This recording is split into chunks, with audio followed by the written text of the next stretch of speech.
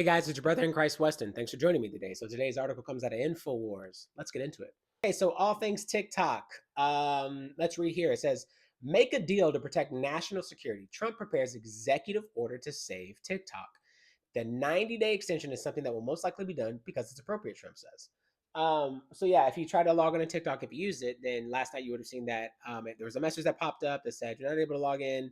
For now we're working on something, and then that was it. Like you could literally open it, you would see like a second of whatever kind of TikTok showed up, and then this message would flash up, and then it wouldn't do anything anymore. You okay, and then it wouldn't play the video or anything. It's up now. I checked earlier. It's up now. It's back up, and this is why. It says here, President-elect Donald Trump announced on Truth Social that he will issue an executive order on Monday to extend and divest or the ban deadline and allow enough time for a deal in which the U.S. will have 50% ownership via a joint venture with TikTok Chinese owned parent company, ByteDance. Now, we have to remember the reason why this is China's not a freedom of speech kind of, they don't have that. They don't have freedom of speech. We've talked about, and I work in cybersecurity, so I can understand the reason why data is important. And I'm not saying that in layman's terms, people are like, oh, you're not smart. It's just the fact that there's so much you can do with data. There's so much you can do with something like that. And then you give it to a rival power where things are more can be more weaponized these days, and the more information that's available, and they get to know everything that's going on, but you don't get to know what's going on with them, right?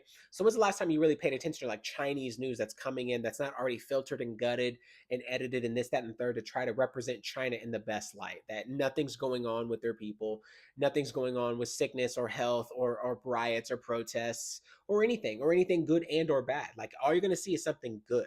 But when you have that visibility as a nation to another nation that is a superpower, though they are a threat to us, but they're not the superpower. We're still the superpower. Yet you give that to them. You can understand on a bigger scale why it's important and why the national security comes into play, why the data comes into play, why this information is available to them and it's not available to us. For them, right? Because they don't want it and they're smart. If that's what they're going to do, that's why. We'll read here in a second. It says here, Trump's statement said, "I'm asking companies do not let TikTok stay in the dark. I will issue an executive order on Monday to extend the period of time before the law prohibitions take effect, so that we can make a deal and protect our national security. And this order will also confirm that there will be no liability for any company that helped TikTok from going dark before my order. Americans deserve to see an exciting inauguration on Monday, as well as other events of the conversation. I would like the United States to have 50% ownership position in the joint venture. By doing this, we will save TikTok and keep it in good hands, meaning we have 50%. We get to work the algorithm as well, and it works in our favor.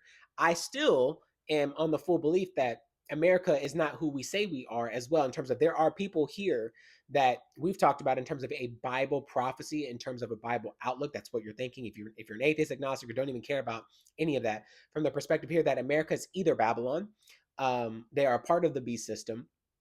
What is it? Or we help Israel, or we are completely destroyed. So there's only one really good outlook outside of the other three that are bad, right? Or you could just say that in the end times we're just not a power player. Like the Bible doesn't really mention us because we're not involved. If that makes any sense. And so all my perspective is coming out of that, outside of just the reality of seeing what things are on a surface level. It says, yeah, and therefore my initial thought is a joint venture between the current owners and new owners, whereby the U.S. gets 50% ownership in a joint venture set up between the U.S. and whichever purchase we so choose.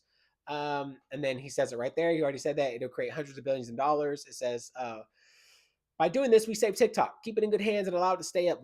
Without U.S. approval, there is no TikTok. Without our approval, it is worth hundreds of billions of dollars, maybe trillions. Now, why is this important?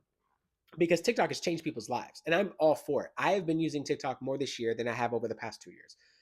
Every day this year, I have been making a video on TikTok, a segment that I felt like the Lord gave me called Wisdom with Weston. And today is actually episode 16, which I will make since I can, even though I thought I wasn't going to be able to. And I give you wisdom about what I'm reading in scripture for that day, so then I can pass it on to somebody else. And hopefully it'll change somebody's life. All that to say, as we see this, I mean, TikTok has allowed people to quit their 9 to 5s and to be creators and to do the things they love. And I want that for people. I desperately want that for people, because I don't want people to have to work 9 to 5. Sorry, that's my phone the magnet thingy that's whatever. It's making sure my phone doesn't drop. I want people to have that, and I don't want them to lose that. And so I understand in terms of the data and how things work and the algorithm, how that works and how that data flows.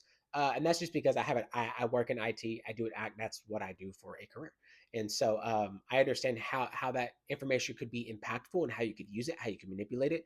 And you're like, well, what does it matter? I mean, the U.S. is probably the most corrupt, anyways, and I'm not disagreeing with you, but I don't know that off the top of my head, outside of everything I could tell with an actual nation state that says we are this way, we are a totalitarian state, a communist state, and the regime stays in the family, and that's it, and nobody else, nobody can rise up, nobody can overtake the power that's here. That's wild. And then them able to, like, hey, you can't look at our social medias, and we won't allow certain things to go through social media without our clearance first. So it never paints the government in a weird, in a light that would make other nations suspicious or rise up or question or anything like that, right? That is um, uh, uh, apples for apples, or Orwellian state, a 1948 George Orwell kind of situation, where we see social credit systems, all that stuff, where you can be locked out of certain services because you've disagreed or made a bad social media post and doesn't agree with the government, or you spoke bad about this person or this person or this person, or whatever, and so your score goes down. I'm not allowed to access these services or these services. I can only go to the store on these days and these days. I have to stay home. I've seen things where people are locked inside their houses. That's wild. And the fact that stuff even gets out at any point, you can't see anything about it. And so you can understand when you have a threat of a nation who can use all that data as information, which is so powerful, to be able to not only manipulate their masses, but then to know about what's going on in yours. So I can see national security being an issue. And you're like, well, that national security is everywhere. I get that. I'm not an expert in where all the issues of national security are. What I do know is that if I had data that was going to a totalitarian nation was going to use it against me at some point, and they are a threat, we're not on good terms, and if they try to invade Taiwan, what are going to happen? You think TikTok matters about that? No, but let's say they try to, let's just say hypothetically they try to invade Taiwan, because I made a video on it just recently, and we've been making videos on it for years now. That they're calling it like it's the family is they're going to come back together, and they invaded. NATO gets involved. We're at it. We're literally shooting people. We are at this point going to war, and it's like, okay, well, they have more information about what things look like on TikTok. We have none. And that is let's just say a stretch of a scenario, but it's not really, because of what's happening in the world. Russia and China are in bed with each other. It's NATO, it's the US and every other country, right? So that's where the war is going to break out. You're like, well, this is just about TikTok. It's just about business. TikTok, the way TikTok does that, it's the way data is happening. Have you ever been on TikTok and you just notice, like, you see all this information of people that are talking about what's going on in the US, because there's just so much dark stuff that's happening in the US. Then they freely get that information, and you're just like, oh, like, I don't know, but it's not out of the realm of reality to think that that's happening. So I can clearly see if there is some issue with national security and things I'm not even privy to or don't even know. That could just be surface level thinking, and whatever's going on. It could be a psyop. It could be something where the U.S. was planning this all along. Why? Because I just saw something with TikTok saying that now you can link your TikTok to your Facebook, and people were like, it was a cloak and dagger situation. It was a ruse, right? So when have you ever been able to do that? And that some big business deal has already happened between Facebook. Facebook has already bought TikTok. I have no idea. But all these things are on the table. That's all I'm saying. I'm not saying I'm right. What I'm saying is all these things are on the table, and they are not too far from the goalpost of saying a, a possible red flag, and that's a red flag. That's a green flag. That's a red flag. You see what I'm saying? Like, we're actually looking at it and calling it for what it is. Um, let's move on. It says here, I agree, but the deeper problem is, unlike our open source framework, CCP can influence right there, can influence TikTok's private algorithm. It's foolhardy to let a rival power have their hands on the lever of what's censored. You don't understand. Like, that's what happens as you brainwash people. Like, people here today think that the people who voted for Trump are brainwashed, and they're dumb, and they're domestic terrorists, and they're fascist. What? Like, you don't even know what that means. Take that to China and then go, oh, th- this is what this is, because that is not what's over here. And it's super subjective. We don't have any idea or any clue what it means to not have freedoms. Like it's second nature to us, and for other people, it's not at all. Musk says, I have been against a TikTok ban for a long time because it's against the freedom of speech. And that said, the current situation where TikTok is allowed to operate in America, a Chinese organization, because we have those freedoms, but X is not allowed to operate in China is unbalanced. And that's right, because if you allow X to happen, that means Chinese individuals can use it. And that means China has opened up a possible risk or a risk they're taking, which they don't want to take, because then their citizens can tell on them about what's going on. And since X owns it, an American company owns that data, do you see is it starting to make sense? Now you have a free place to siphon information from the actual citizens in whatever they're doing, and they can tell about anything, what their armies are doing, what their government is doing, these protests, diseases. You just insert anything. That's what we're talking about here. It is way bigger than just TikTok. It's about the lives of 100, I think it's 170 million Americans who are benefiting from TikTok, which is absolutely amazing. And the national security of it is that there is a risk that allows like this overwhelming amount of information into the hands of a nation that could use it against us. And I can understand that. I can understand that from just a cybersecurity perspective, which I do for a living for organizations. So let's continue to move on. It says, you have an image right here. Sorry, TikTok isn't available right now. A law banning TikTok has been enacted in the U.S. Unfortunately, that means you can't use TikTok for now. You would never say for now unless you were just like totally done. You see what I'm saying?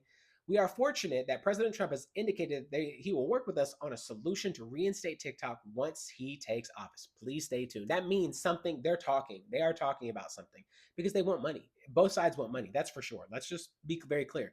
Business wants to be done. Big money wants to be made. How do we do that? Let's move along. Funny video here, a funny screenshot where Elon Musk said early Sunday, Elon Musk confirmed X is exploring the very real possibility of bringing back the short form video app Vine, because Vine is, I guess, I never used Vine ever, but I guess it's just like a TikTok in some way, just not TikTok, but Vine, more or less, I guess. And it's got like a grave here of uh, of this. This is hilarious. They're exploring TikTok or exploring Vine. Elon Musk says we're looking into it. And then you have like a lot of people who are super sad about TikTok going away and they're having meltdowns. And I don't want to make fun of those people. I get it. It's their livelihood. And I don't know what that's like. I don't know what it's like to just have my livelihood taken out from under me at a global level like this where it's changed my life. I wouldn't know what to do necessarily. And a lot of these people probably don't know the Lord. A lot of people do know the Lord, and they're probably responding in way different ways. Yet still, our humanity gets in the way of how am I going to make money? How am I going to do this? I quit my 9 to 5. What do I do? Well, there's other platforms that have emerged as well. I think there's one called Flip, Lemon App, something else. I think there's one called Red Note, but some of these are still Chinese based apps. And so, um, the idea here is that, you know, for anybody who's doing this, you obviously don't want to just all in put your eggs all in one basket. You go out to other platforms and build those communities as you do that, right? TikTok is great because if TikTok gives so much editing power. There's so many things you can do inside of it that are free that you don't even have to do with other apps, which is amazing. And I'm benefiting from that, at least in terms of making videos. I don't make any money across anything, like nothing. I make $0. Um, this is just my time that I'm putting in, that what it costs me, and my editing. I do all that. So does it affect me as much? No. So you can tell that my term of the way I perceive it, I understand the national security part, at least to the degree that I can understand, versus my only career experience, and then thinking about how data works, and then potential scenarios, right? But I don't know all of it, so I could just be super surface level. But then there are people who are super invested in this app who have made, I don't know, millions of dollars, and they've taken their careers off and supported their families. And I want that for the American people. I always want that because I love America. I love everything about America in terms of our freedoms. Doesn't mean we're not messed up. Doesn't mean we're not corrupt. Doesn't mean that we don't do evil, dark, horrendous things, which we do. But I am grateful for the freedoms that I have in America to make videos like this. Where in other nations, if I made a video like this, I would get censored immediately, shadow banned. I wouldn't even be able to talk, maybe not even be able to make another platform. I'd have to make another email, another YouTube name. I'd have to speak in code. I still have to speak in code here sometimes on certain apps and whatnot of how these things work. So Anyways, guys, that's the video. If you like the video, be sure to like the video. If you want to see more, be sure to subscribe. Thank you so much for everybody who watches these videos. I'm almost at 1,000 subscribers, and I'm super excited. Anyways, thank you so much. I'll see you in the next one.